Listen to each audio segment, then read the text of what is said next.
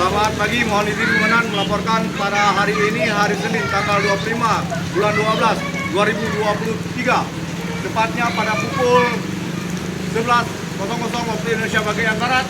Saat ini kita dapat saksikan lintasan jalan Bandar Aceh Medan yang bertepatan di depan Polres Lukume.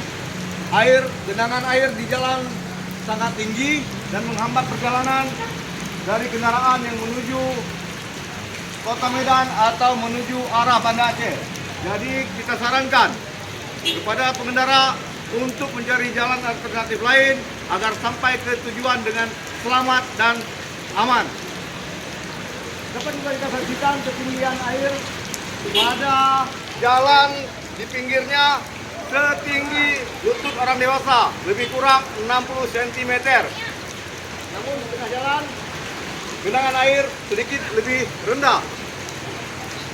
Saran dari kami kepada pengendara untuk selalu mengikuti arahan dari petugas yang ada di jalan, utamakan keselamatan daripada kecepatan dan hati-hati selalu berjalan.